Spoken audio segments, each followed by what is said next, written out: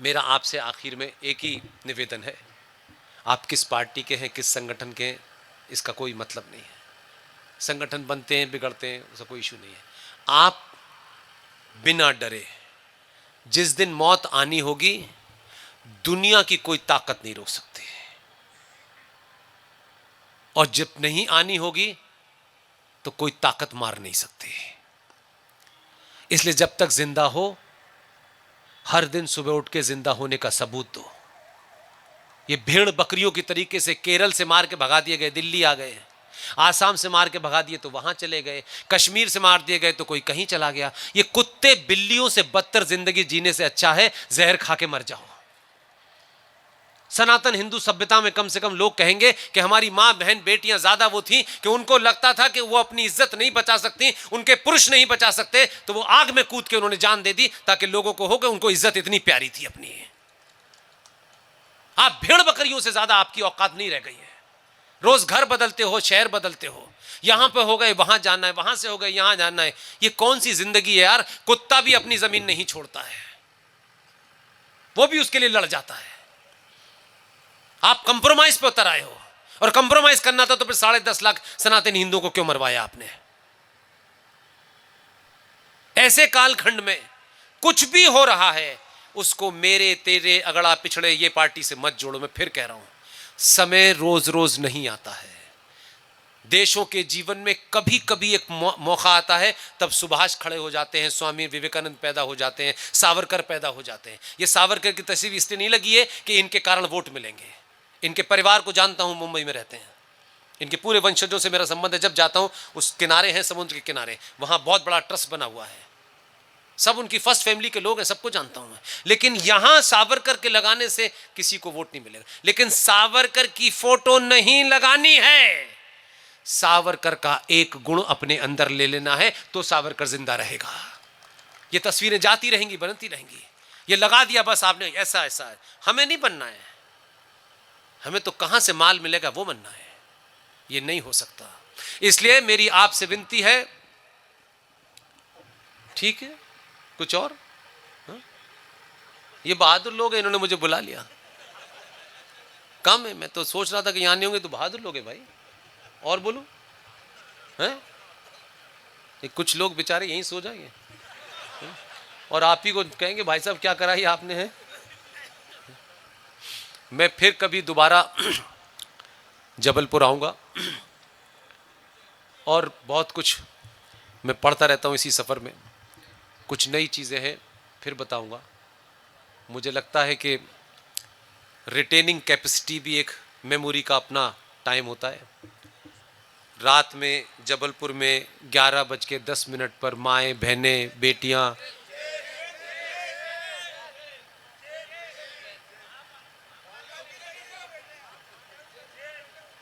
हाँ सॉरी,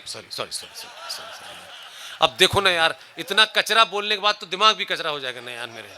कुछ अच्छी बातें बोलते हुए कचरा ही कचरा बोलना पड़ रहा है मुझे। तो मैं तो, मुझे बड़ी खुशी है कि जब भी यहाँ आता हूँ तो यहाँ के जो साथी लोग हैं वो उनके दर्शन कराते हैं। और उससे भी बड़ी बात यह है मुझ जैसे साधारण आदमी के लिए कि यहाँ पोस्टर लगे, मेरे बताया कुछ लोगों ने, 7-8 अखबारों में छपा। तो मैंने कहा बड़ा सारा छापा हुआ है। तो एक फ़ोन आया मेरे पास कि आप उज्जैन आ रहे हैं। तो उनका फ़ोन, मैंने कहा हाँ मैं आ रहा हूँ। तो बोले आ जाइए, मैं ही दर्शन कराऊंगा। एक यहाँ जहाँ बाबा का वो है, वहाँ एक पंडित जी है। अब मेरा उनसे क्या रिश्ता हो सकता है? मैं गया होऊंगा, उन्होंने पूजा कराई होगी। युवा हैं, यंग हैं, उनका नाम है अभिषेक शर्मा। उन्होंने फ़ोन का बोले कि आप आ रहे हैं, ध्यान रखिए पूजा मैं ही कराऊंगा। मैंने कहा ये बात तो किसी ने प्रधानमंत्री से भी नहीं कही होगी जो मुझसे कह रहा है। मैं साधारण, अब वो अभी फ़ोन आया, मैंने कहा यार वो आज फंक्शन है, कल मैं आऊँगा। तो वो मुझे पूरे विधान से पूजा कराएंगे, और जितनी उनकी अपनी शक्ति होगी वो सब दे देंगे पंडित जी मुझे। तो हर जगह लोग हैं जो जो कर सकता है वो कर रहा है। ये पूरा आज का, आप इसे हवन कह सकते हैं, इसमें आपके शहर के जो भी लोग हैं ये बैठे हुए हैं। अगर कल पुलिस आए तो कहना इन्होंने बुलाया था, और तारीफ करने का समय आए तो चौराहे चौराहे इनकी तारीफ करिएगा। मुझे बुलाना इसलिए आसान नहीं है कि इनको भी पता है मंच पे जाने के बाद मैं इनके खिलाफ ही बोलने लगूंगा तथ्यों पे। तो ये रिस्क मुझसे अच्छे और लोग हैं, अलग अलग विषय के लोग हैं, अश्वनी उपाध्याय साहब हैं, इन सब लोगों को बुलाइए तो एक अलग इशू पे आपको और क्लैरिटी आ जाएगी। और सिर्फ सोना नहीं है, जो भी कुछ बातें हैं उनको 10 लोगों को बताना है जो आपको ठीक लगती हैं, और अपने ऊपर विश्वास रखिए, दूसरों के ऊपर निर्भर मत होइए।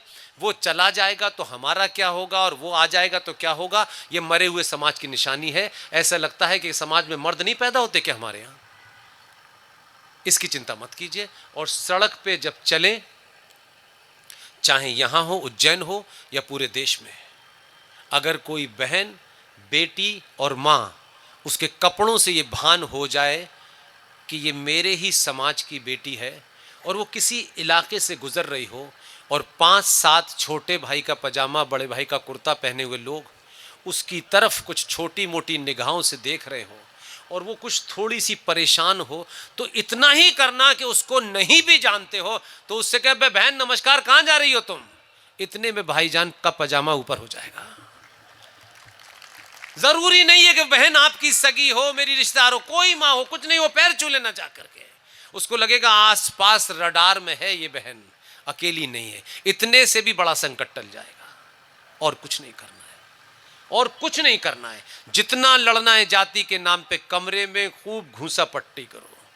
सड़क पे जो भी है वो ब्राह्मण है, ठाकुर है, बनिया है, मेरे लिए वो सनातनी है, बस। इसके अलावा कुछ नहीं करना है। जाति आपके गोत्र और घर में शादी ब्याह के लिए है, समाज में जब सड़क पे चले तो हर आदमी क्षत्रिय है। इसलिए भगवान कृष्ण की पूजा करो तो भगवान कृष्ण की पूरी पूजा करो। ये मत करो कि भगवान को हमने जिस रूप में पाया, अपनी मक्कारी के कारण एक पुरुषार्थी, एक उस समय का इतना बड़ा फिलॉसफर, उस फिलॉसफर ने इतनी बड़ी फिलॉसफी दी, उसको हम जैसे मक्कार लोगों ने उसको क्या, माखन चोर, गोपियों के कपड़े लेके ऊपर चढ़ जाने वाला आदमी, उसकी इमेज में चरित्रहीन भी बना दिया और चोर भी बना दिया आपने। जो आज का मैगी खाने वाला बच्चा है वो कहेगा ये भगवान हमारे चोर थे, तो ये कैसे भगवान थे। लेकिन उनसी कृष्ण ने जब अर्जुन महाभारत के मैदान में अपना हथियार उठाने से अगर मगर करने में लगा था कि नहीं, जो उधर भी है उसमें भी मेरे शामिल हैं, इतने तर्क दे रहा था, तब मात्र उस फिलोसफर ने अर्जुन जैसे आदमी को युद्ध में, जो थोड़ा सा हिचकिचा रहा था कि युद्ध ना हो, वो मेरे रिश्तेदार भी उधर हैं, तब उन्होंने एक ही लाइन बोली, अर्जुन ये धर्म और अधर्म की लड़ाई है, और इस युद्ध में अगर तेरे अपने भी अधर्म के साथ खड़े हैं तो तेरा धर्म यह कहता है बाण उठा और उनका भी नाश कर। उस अर्जुन को आपने उस कृष्ण को आपने माखन चोर बना दिया। राम की कथा पढ़ते हो, अधूरी पढ़ते हो। राम आदर्शवादी है, राम ये है, राम वो है। राम सब कुछ थे। जो घर में राम का चरित्र है उसको समझने की कोशिश कीजिएगा। इसलिए घर में सगा भाई, सगी बहन, मां बहन, चाचा, वो सब कुछ है, उनके 10 झूठ, उनकी 10 गालियां, उसका कोई मतलब नहीं है। घर जिनको चलाना है वो रामायण पढ़े, देश जिनको चलाना है वो गीता पढ़े। घर चलता है भावनाओं से, संस्कारों से। वहां धारा नहीं लगती कि छोटे भाई ने बड़े भाई को मार दिया है तो धारा 302 लगेगी, 303 लगेगी। घर के अंदर रिश्ते अलग होते हैं, उन रिश्तों में कोई ऊंचा नीचा नहीं होता है। लेकिन सड़क चलते हैं जूते से। कह रहे थे कि साहब वो पढ़ा लिखा नहीं है, उसे चलाना नहीं आता। भाई साहब, इस देश को चलाने के लिए पढ़े लिखे की जरूरत नहीं है, यह साबित हो गया इस देश में। जो आदमी मठ में था वही लठ चला रहा है यूपी में। उससे कोई पूछ नहीं रहा डिग्री दिखा, वो दिखाता नहीं है। पता चला शाम को भाईजान ही नहीं आ रहे, डिग्री देख ली उन्होंने। तो इस वक्त ये मत पूछो ये पढ़ा लिखा नहीं है, ये ब्राह्मण नहीं है, कि ये ठाकुर नहीं है, मुझे इसमें कोई इंटरेस्ट नहीं है। वर्तमान चुनौतियों को जो आदमी सुलझा सके, आपकी खंडित हजारों साल की सभ्यता को पुनर्स्थापित कर सके, वही सबसे बड़ा ब्राह्मण है। मेरे इसके अलावा कुछ भी एजेंडा नहीं है मेरा। राम मंदिर मिल गया, आपके यहां झगड़ा शुरू हो गया, मैं ये बनूंगा, मैं बनूंगा। जैसे बनाए उसका पता नहीं है आपको, इसलिए मोदी को रोज दो ज्ञान मत दो। अपना ज्ञान ठीक से घर चल जाए, वही उसी में लगाओ, उससे ज्यादा ध्यान मत दो कि हम बहुत ज्ञानी, आपको कुछ पता नहीं है। वो जो कर रहा है उसको सब समझ में आता है। वो ट्रंप को भी बहुत बाद में समझ में आया, अब समझ गया है वो। तो दुनिया को जब अपने उस रूप को दिखाओगे कि हम आचार्य चाणक्य के वंशज हैं, तब तो लोग मानेंगे ना। आपने तो आचार्य चाणक्य की कहानी रखी है और चाटुकारों की तरह घूम रहे हो। सिर्फ इतना ही करना है। तो योद्धा की जाति नहीं देखी जाती है, योद्धा के युद्ध की कौशल देखी जाती है।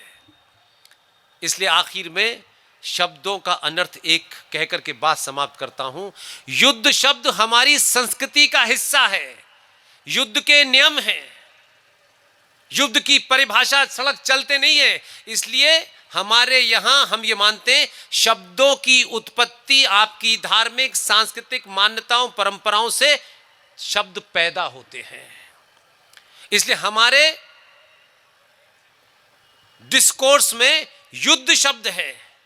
युद्ध शब्द का मतलब है कि अपने शत्रु को भी बताना कि हम युद्ध करने जा रहे हैं, तुम भी अपनी फौज को तैयार करो, हम भी अपनी फौज को तैयार करें। यह महाभारत का नियम था कि नहीं था? वहां से युद्ध शब्द निकला है। जब आप और हम जैसे लोग बिना जाने उर्दू के शब्दों को उस युद्ध के समकक्ष खड़ा कर देते हैं, तो निकालिए कि उनके यहां जो शब्द निकला है वो है जंग, है जंग। तो जंग शब्द कहां से निकला है? कहां से जंग शब्द आया? वो जहां से पैदा हुआ है। जंग बद्र इस्लाम की सबसे बड़ी जंग हुई थी। इस्लाम की सबसे बड़ी जंग हुई थी, मोहम्मद साहब के जमाने की बात है, जंग बद्र हुई थी। तो जो जंग शब्द है उसके साथ में एक शब्द है जो हमारे यहां लोग अक्सर खलीफागिरी में जरा बोल देते हैं, इश्क और जंग में सब जायज है। अगर इश्क और जंग में सब जायज है तो निकिता से अपनी आइडेंटिटी छुपा करके निकाह करना भी जायज है, और निकिता अगर न माने तो 52 टुकड़े करके फ्रिज में रखना भी जायज है। युद्ध में सब जायज नहीं है। युद्ध के नियम है, सूर्य सुबह निकलेगा, तुम्हें हम बताएंगे, लड़ेंगे, और शाम को जब युद्ध बंद सूरज डूब जाएगा तो जो जहां है वहीं रोक देंगे। लेकिन जंग के तहत आप पिछले कई सौ सालों से जंग के कारण मारे जा रहे थे। जंग में सब कुछ जो इस समय हो रहा है वो सब जायज है। कहीं दूध में कुछ मिलाना जायज है, कहीं सब्जी में कुछ मिलाना जायज है, कहीं बेटी को अपना मजहब बता करके छुपा करके उसके साथ कुछ करना जायज है। तो आप जिनसे लड़ रहे हैं उनकी भाषा में क्या है, माँ की, बहन की, वहां ये जायज है, इसलिए ये है। ये गालियां हमारे यहाँ की नहीं है। हर चीज, मैंने कहा शब्द को ध्यान से सुनिएगा, शब्दों आसानी से नहीं, आप अपने शब्दों को बड़े सस्ते में बेच रहे हो। और इसी युद्ध शब्द से एक शब्द बना है कि जब सूर्यास्त हो जाता था तो युद्ध रुक जाता था। यहीं से एक शब्द लिया गया है, यूएनओ ने लिया है, जिसको आप कहते हैं युद्ध विराम। वो जो सूरज रुक जाता था तो युद्ध में सब चले जाते थे, तो युद्ध विराम कहलाता। ना उर्दू में ये शब्द है, ना फारसी में ये शब्द है, ना इंग्लिश में ये शब्द है। अपने ऊपर इससे गर्व मत करो कि कितनी लंबी गाड़ी है, कितना महंगा कपड़ा पहन रहे हो। फटे कपड़े भी पहनना, लेकिन बोलो तो लगे कि यह आचार्य चाणक्य का वंशज है। आप लिख सकते हैं तो लिखिए, बोल सकते हैं तो बोलिए, चिल्ला सकते हैं तो चिल्लाइए, और अगर यह काम नहीं कर सकते तो जो भी चिल्ला रहा है उसके साथ खड़े हो जाइए। बहुत बहुत धन्यवाद। Thank you very much.